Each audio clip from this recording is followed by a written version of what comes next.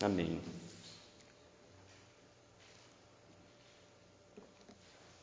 Meus irmãos, vocês preocupam com o que vão dizer de você? Qual legado você vai deixar nessa terra? Talvez o que vão dizer de você daqui a 50, 70 ou 100 anos. Você não vai estar mais aqui. Você preocupa o seu nome? Talvez você já sonhou os próximos bairros em Abaeté, talvez vai ter uma rua com seu nome. Já pensou nisso? Praça Gabriel Brasiliense. Interessante, né? Você se preocupa com isso? Qual legado você vai deixar nessa terra?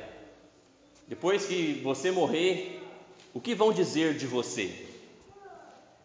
Porque aqui nós vemos que há um nome que ele nem é citado. E diz que há um nome aqui que ele perpetuou para sempre. Esse episódio ocorreu há 3.000 anos. E até hoje, 3.000 anos depois, nós estamos falando do nome desse cara. O nome dele é Boaz. É até um nome bonito, não é?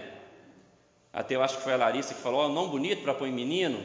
Daí eu pensei, talvez o próximo filho coloque esse nome de Boaz. Nome bonito. Mas irmãos, nós temos que pensar o que vão dizer de nós depois da nossa morte. Por que nós estamos lutando nessa vida? Qual o investimento melhor a fazer? Qual legado você vai deixar? Qual legado você vai deixar para Abaeté? O que de bom você vai deixar depois que você falecer? Será que vai ser um grande legado? Será que vai ter uma rua com seu nome? Será que isso é importante também? Porque a forma de perpetuar o nosso nome, pelo que esse texto nos mostra, é pelo nosso amor e serviço a Deus e o seu povo. A forma de perpetuar o nosso nome é lutar pelas coisas eternas. É pelas coisas que mesmo depois da minha morte continuam falando. E a forma disso é lutar pelo povo de Deus, para a glória de Deus, a serviço do Senhor. Tem um versículo muito importante que ele vai mostrar para nós a diferença desses dois homens. Em Mateus 16, 25, não abra, eu vou dizer para você. Jesus disse o seguinte: quem quiser salvar a sua vida, perdê-la. E quem perder a vida por minha causa, achá-la. Eu repito porque é muito importante. Quem quiser salvar a sua vida, perdê-la. E quem quiser perder a sua vida por minha causa, achá-la. Guarde esse versículo aí que você vai entender ele no final. Meus irmãos, estamos no capítulo 4, mas talvez você não acompanhou as pregações até aqui. Nós vemos no capítulo 1 uma família que sai de Jerusalém, que sai de Belém, sai do povo de Deus para buscar refúgio no outro povo, mas era um povo pagão. E daí morre o marido e os 2 filhos. E daí Noemi, que é a sogra dessa moça chamada Ruth, resolve voltar para a sua terra, porque Deus se lembrara do seu povo, voltou a ter pão em Belém. E daí uma das noras, que é Ruth, resolve voltar com ela, e ela diz que o teu Deus é o meu Deus, o teu povo é o meu povo. E a outra, chamada Orfa, ela volta para trás, volta para o seu povo, prefere ficar onde tinha deuses pagãos e não o Deus verdadeiro. Então ela chega, daí no capítulo 2, diz que agora ela começa a recolher o que sobrava das colheitas, para sustentar ela e a sua nora e a sua sogra. Então ela começa a achar provisão. Boaz, que era o dono do campo, ele começa agora a colocá-la na mesa. Ela começa agora a ter fartura e levar fartura para casa. Até que no capítulo 3, que foi a semana passada, muito curioso, que nós estudamos na quarta-feira, ela pega e se declara para Boaz, dizendo que ele é o resgatador dela. Para você entender a lei de Deus, naquela época, o resgatador ele tinha o direito e o dever de comprar as propriedades perdidas de algum parente. Explico melhor.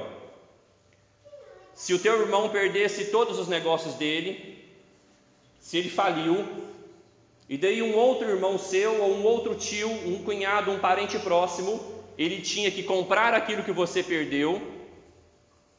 E se você morresse, a sua esposa não tivesse filhos, o seu irmão mais próximo, ou o seu parente mais próximo, tinha que dar um filho, gerar um filho na viúva, para que a prole e o nome desse homem não se apagasse em Israel.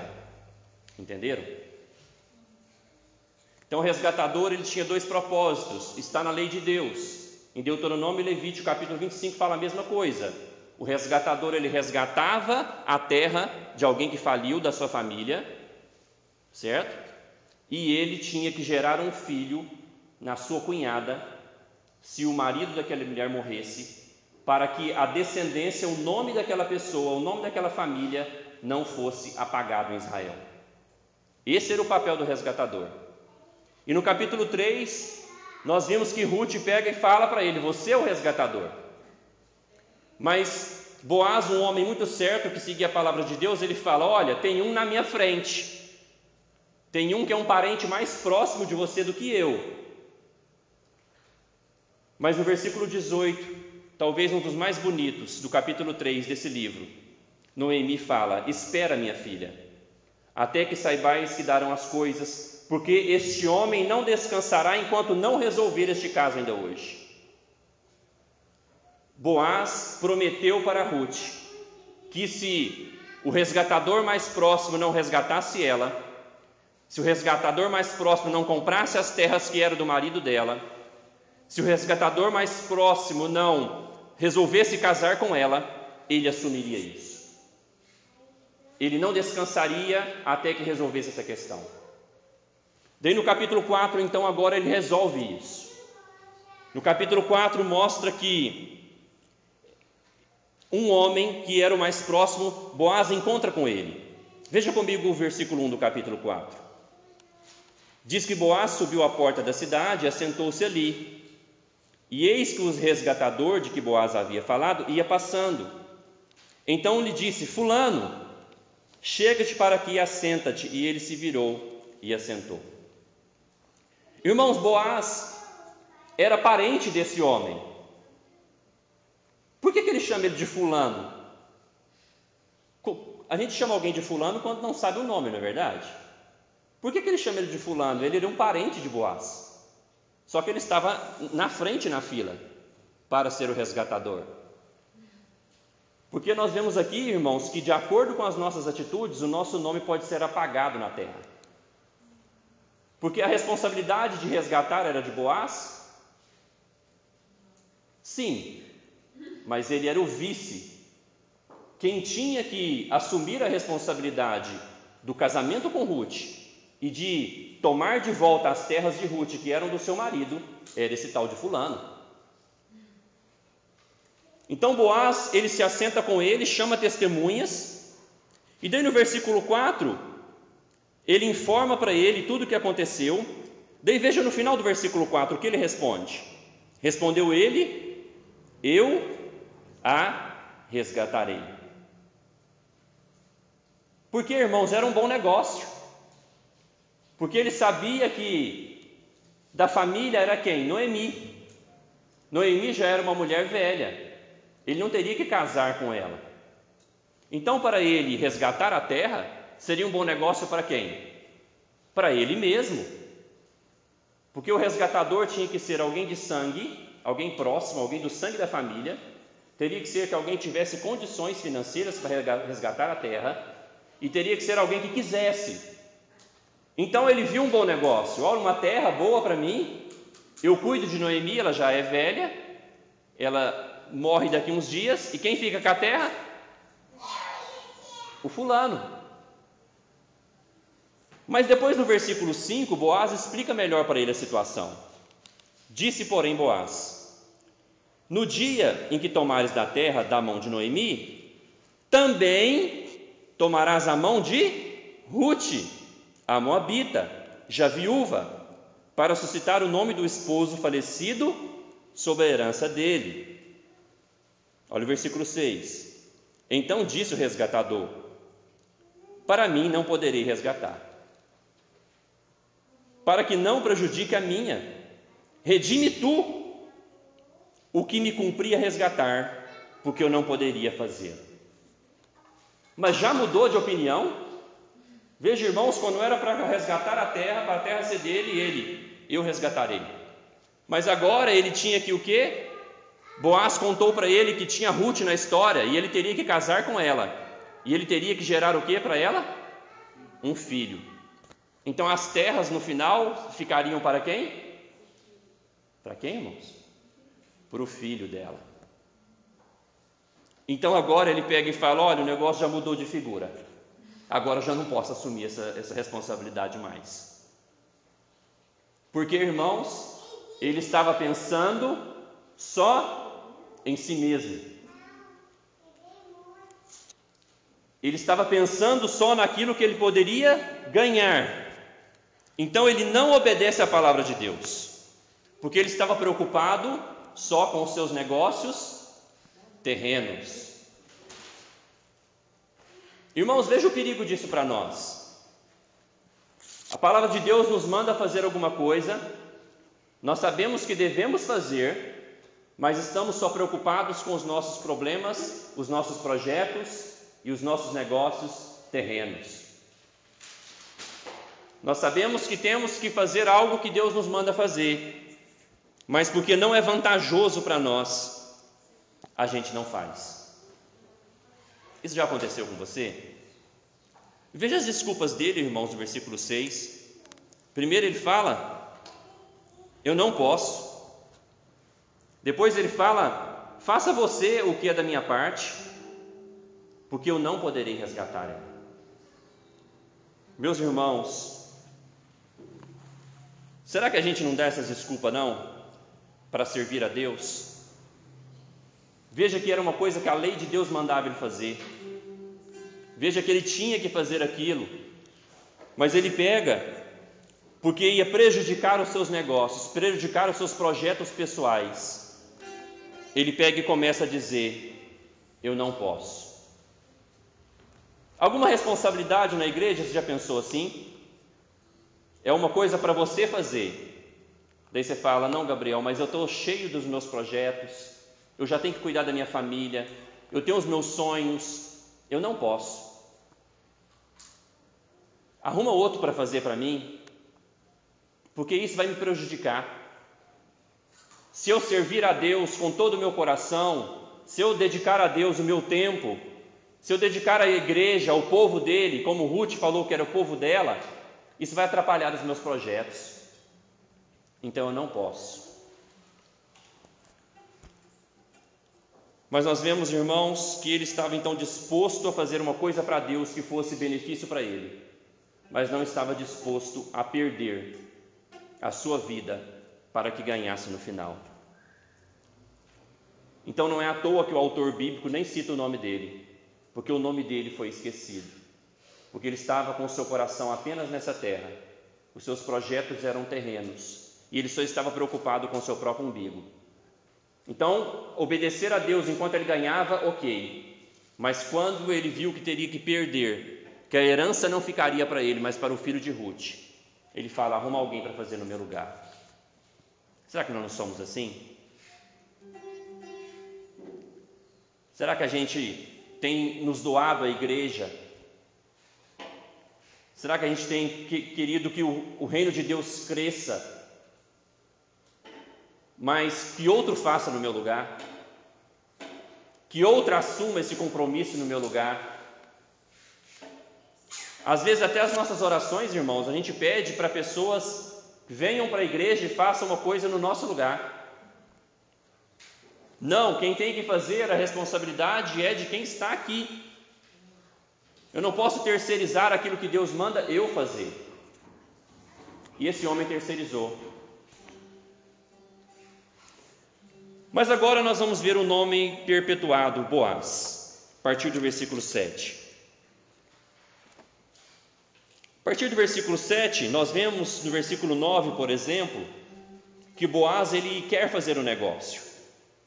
Mas veja que interessante, em Israel, naquela época, como que eles fechavam um negócio, você percebeu?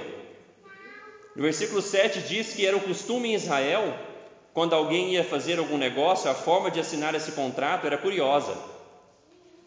Quem vendia tirava o seu sapato e dava para o outro.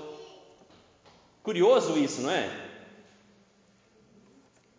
Eu fiquei pensando numa explicação para isso. Imagina, você vai vender a sua casa, você vai vender o seu terreno, o seu carro, e daí você tira a sandália, o sapato do seu pé e dá para a pessoa que comprou. Tem algum sentido isso? Eu fiquei pensando, talvez significa que esse local que eu pisava agora, quem vai pisar é o outro que comprou. Talvez uma explicação, mas era assim que se fechava negócios em Israel. E daí, irmãos, diz no versículo 8 que essa pessoa que vendeu, o fulano, ele tirou o calçado e passou para Boaz. E daí no versículo 9 diz que agora Boaz paga tudo, e no versículo 9 diz que ele restaura a propriedade que era de Malaom, o ex-marido dela. Ele restaura a propriedade no versículo 9. No versículo 10, a parte A, diz que agora ele assume um compromisso para se casar com Ruth. Olha o versículo 10. E também tomo por mulher Ruth, a moabita. E também no versículo 10, a parte B, diz que agora ele assume um compromisso para que o nome do marido de Ruth não se apague em Israel. Irmãos, vejam que maravilha essa moça que abandonou tudo para seguir a Deus. Ela renunciou à sua terra, ela renunciou ao seu povo, renunciou à sua família, e agora Deus começa a restaurar a vida dela. Deus restaura a propriedade para ela poder morar, Deus restaura um casamento para ela, e Deus restaura agora uma descendência para ela, mostrando para nós que ninguém perde em servir a Deus, ninguém perde em renunciar para obedecer à vontade de Deus.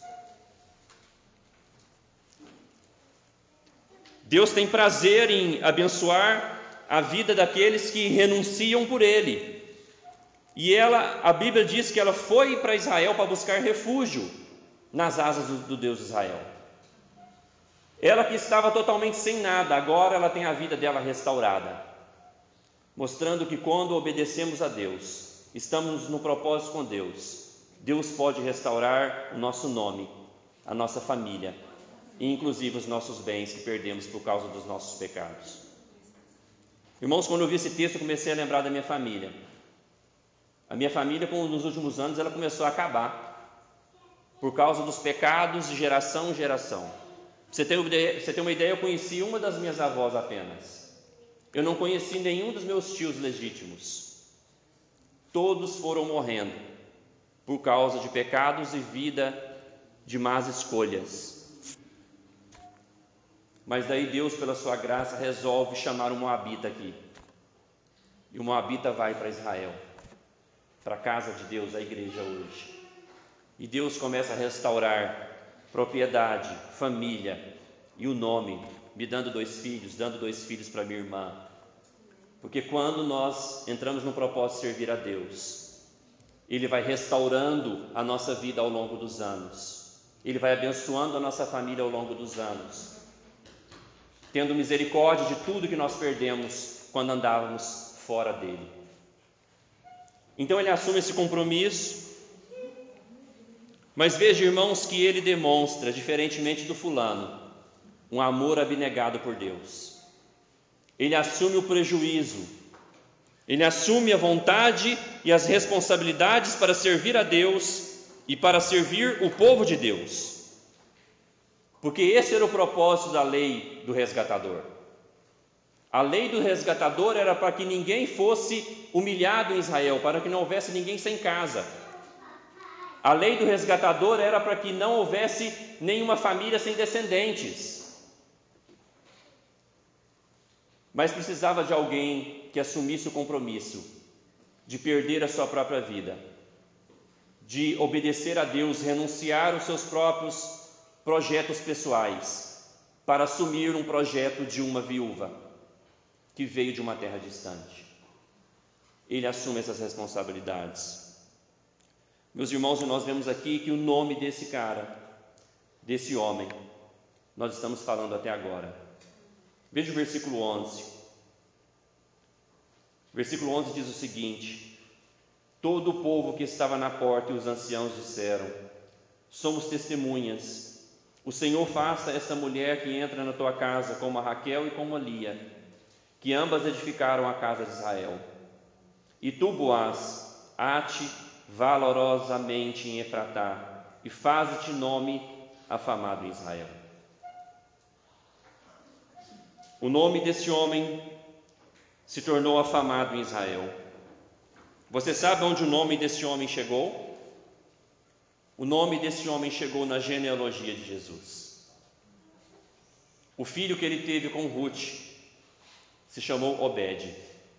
Ele é simplesmente o avô do rei Davi. Veja, irmãos, um homem que age por amor abnegado a Deus e ao próximo. Um homem que quer obedecer à lei de Deus.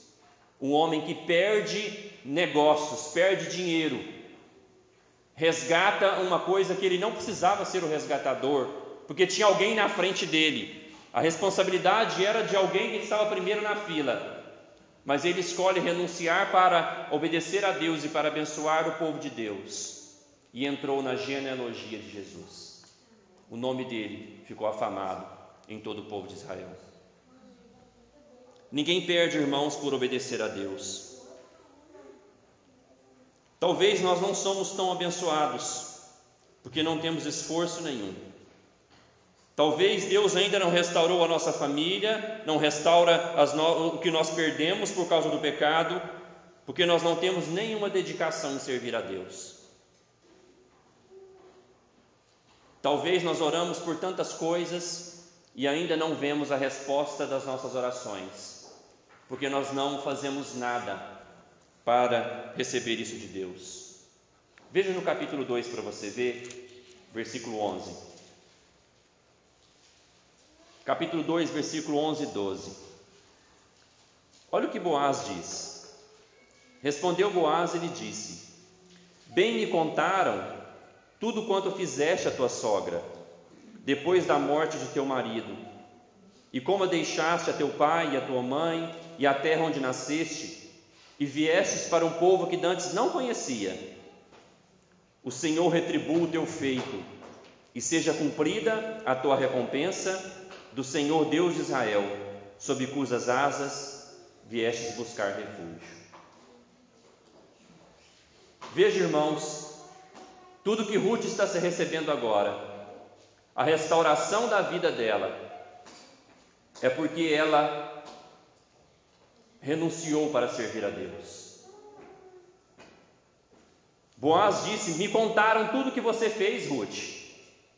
Eu fiquei sabendo do seu testemunho, eu fiquei sabendo da sua renúncia. E agora ele diz no versículo 12 do capítulo 2, como eu li: o Senhor retribua o teu feito. Portanto, irmãos, analisemos a nossa vida. Talvez ainda muita coisa boa que nós oramos, e Deus quer até nos abençoar, nós não recebemos, porque não fazemos nenhum esforço para servir ao Senhor. Talvez a gente nem assume ainda o povo do Senhor.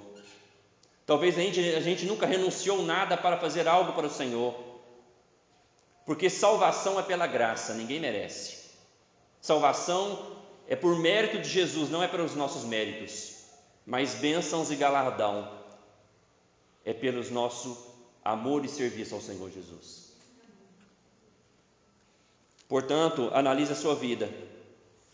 Talvez você está orando por algumas bênçãos, mas falta serviço ao Senhor. Para você ter uma ideia, olha o que Jesus disse em Marcos, não abra, só ouça, Marcos 10, 28. Então Pedro começou a dizer: eis que nós tudo deixamos e te seguimos. 29, tornou Jesus: em verdade vos digo que ninguém que há deixado casa, ou irmãos, ou irmãs, ou mãe, ou pai, ou filhos, ou campos, por amor de mim e do amor do Evangelho, que não receba já no presente o cêntuplo de casas, irmãos, irmãs, mães, filhos e campos, com perseguições, e no mundo por vir a vida eterna. Aqui Pedro pergunta para Jesus: Jesus, nós largamos tudo para servir o Senhor. E Jesus fala: ninguém que largou tudo para me servir, que não receberá muito mais em troca, como dádiva e presente de Deus. E Ruth então está agora recebendo as bênçãos da sua renúncia. Ruth está recebendo as bênçãos do seu serviço a Deus, por meio de um outro homem fiel a Deus, que também está recebendo a bênção da sua renúncia, de ter o seu nome na história de Israel, de ter o seu nome na genealogia do Senhor Jesus Cristo. O nome dele talvez não está em nenhuma rua de Israel, mas está na Bíblia. Meus irmãos, então,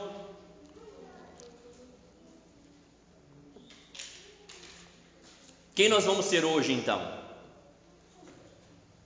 Quem é você? Você é o fulano ou você será Boaz? Até brinquei com os meninos aqui na quarta-feira, os solteiros. Eu falei, imagina se uma moça chega para você e fala, oi, você é meu resgatador. Daí eu falei, olha, se você não estiver preparado ou não quiser, fala, meu nome não é Boaz. Porque nós vemos que Boaz, quando Ruth diz que ele é o resgatador, ela fala, lança sobre mim a sua capa, que simbolizava o quê? A proteção que ela buscava, a provisão que ela buscava. Então, meninos, se você não tem ainda uma capa, não procure uma Ruth. Ou seja, se você não tem condições ainda de se relacionar com uma mulher para o casamento, você ainda não tem a capa. Mas as meninas também, seja uma Ruth, que Boaz chama ela no capítulo 3, versículo 12, de o quê? Mulher virtuosa. Uma mulher que teve uma vida no mundo, uma vida em Moabe, cultuando deuses pagãos, mas agora uma mulher convertida ao Senhor Jesus, totalmente digna de se casar com Boaz. Mas irmãos, nós temos que pensar nisso. Nós homens, também os casados, nós somos chamados para parecer com esse Boaz, porque esse Boaz, na verdade, ele é uma tipologia do Senhor Jesus Cristo. O Senhor Jesus Cristo é o verdadeiro Boaz. Jesus Cristo é o verdadeiro resgatador da sua noiva, que é a igreja. Então nós somos chamados para ser parecidos com Boaz e com o Senhor Jesus. Nós somos homens que devemos proteger as nossas mulheres, amá-las, prover para elas, porque nós somos chamados para parecer com Jesus. Mas irmãos, o verdadeiro Boaz, como eu falei, a verdadeira Ruth é a igreja. E é em Cristo que nós encontramos um lar. É em Cristo que nós encontramos a proteção que Ruth buscava. É no Senhor Jesus Cristo que nós encontramos a provisão. É o Senhor Jesus que nos resgatou das trevas com seu próprio sangue. É o Senhor Jesus que pagou o preço para que nós pudéssemos ser chamadas noivas e estaremos nas bodas do Cordeiro um dia. É o Senhor Jesus Cristo que nos dá toda a proteção que nós precisamos contra as hostes do mal. É o Senhor Jesus que nos dá a provisão, não de colhermos do campo aquilo que sobrava, como Ruth precisou fazer, mas Ele nos dá o seu próprio corpo, o seu próprio sangue, como alimento para a nossa alma, simbolizado na ceia do Senhor. Jesus é o resgatador da igreja. É nele que nós encontramos um lar que Ruth buscava. E como nós vimos no capítulo 3, versículo 18, o Senhor Jesus não descansará até não resolver este caso. O Senhor Jesus não descansará. A Bíblia fala que hoje Ele intercede por nós. Ele intercede pelo seu povo, para que todos nós, ovelhas de Jesus, cheguemos até o final da nossa fé, a salvação da nossa alma. Ele não descansará enquanto não resgatar todas as suas ovelhas. Ele não descansará enquanto não abençoar todas as famílias, resgatando o nome e a propriedade delas. Mas para isso, precisamos ter a consciência da nossa renúncia de servir ao Senhor. Meus irmãos, Ele é o noivo da igreja. Ele vai casar com a igreja. E eu quero agora falar com você dessas sandálias. Para que precisava das sandálias? Qual que era o objetivo das sandálias? Fechar o negócio. Imagina, vamos fazer assim? Já pensou na nossa cultura aqui em Abaeté? Vai comprar uma moto, e você pega a sandália e dá para o dono da moto novo. Mas era assim que se fechava negócio. Era assim que assinava o contrato. E hoje vocês vão entender uma passagem. Quando João Batista começou a pregar, a Bíblia diz que eles começaram a achar que João Batista era o Cristo, lembram? Começaram a perguntar para ele: você é o Cristo? E João responde assim: e pregava dizendo: após mim vem aquele que é mais poderoso do que eu, do qual não sou digno de, curvando-me, desatar as correias das sandálias. Eu vos tenho batizado com água, ele, porém, vos batizará com o Espírito Santo. O que João está dizendo aqui? Eu não sou o resgatador da igreja. Eu não sou aquele que vai assumir esse compromisso, porque eu não tenho condições. Eu poderia até querer resgatar a igreja, mas eu não consigo, porque João Batista era um homem como eu e você. Então ele está dizendo: vai vir outro após mim, e este é mais poderoso do que eu. Ele é tão mais poderoso que eu não sou digno de tirar as sandálias. O que João quer dizer? Eu não sou digno de assumir esse compromisso, porque o resgatador, o Boaz, é Jesus Cristo. Ninguém poderia tirar as sandálias dele. Ninguém poderia fazer esse negócio com Jesus, porque só ele tinha condições de pagar esse resgate. Por isso que, de fato, Jesus é o verdadeiro Boaz. Irmãos, e ele pagou esse resgate. João não tirou as sandálias dele. João não fechou o negócio com ele. E hoje, há um nome, então, mais importante para que seja perpetuado na história. Pela nossa vida de serviço a Deus, nós podemos deixar um legado. Pela nossa vida de serviço e renúncia a Deus e ao povo de Deus e à igreja, nós podemos receber bênçãos por isso nessa terra. Ele promete para nós: aquele que renuncia por mim receberá mais do que renunciou. Então eu volto a dizer, talvez nós não recebemos bênçãos ainda, porque ainda não servimos a Deus com tudo que Ele merece, com tudo que Ele fez por nós como gratidão. Mas há um nome, irmãos, que será perpetuado por toda a terra. Em Filipenses capítulo 2 diz o seguinte, só ouça: pelo qual também Deus o exaltou sobremaneira, e lhe deu o nome que está acima de todo nome, para que ao nome de Jesus se dobre todo o joelho, nos céus, na terra e debaixo da terra, e toda língua confesse que Jesus Cristo é o Senhor, para a glória de Deus Pai. Hoje nós não trabalhamos para que o nosso nome fique famoso. Hoje nós não servimos a Deus para que o nosso nome apareça, assim como João não fazia isso. Mas o nosso nome pode aparecer. Você pode ser lembrado depois de 100 anos como alguém que pregou o Evangelho nessa cidade. Você pode ser lembrado como alguém que fez o bem ao próximo, que encaminhou muitas pessoas na verdade. Glória a Deus por isso. Mas nós trabalhamos hoje, irmãos, servimos a Deus não para o nosso próprio nome, porque há um nome acima de todos os nomes, o nome do Senhor Jesus Cristo. E diante dele um dia se dobrará todo joelho, toda língua confessará que ele é o nome exaltado acima de todo nome. Então hoje você tem uma escolha a fazer, de ser o fulano ou ser o Boaz.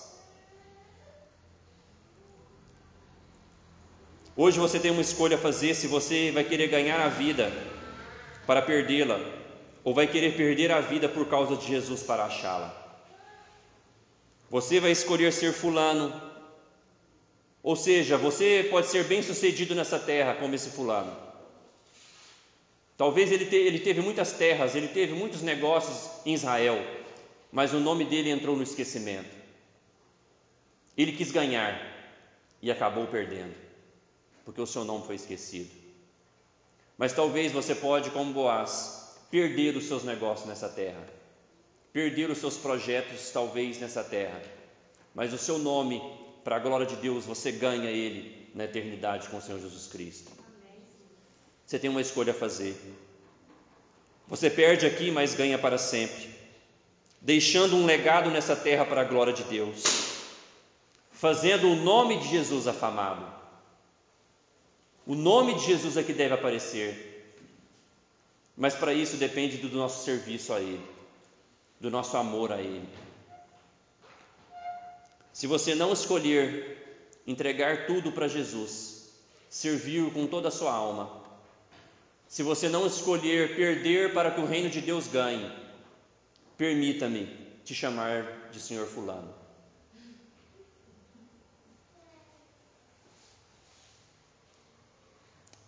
Vamos orar.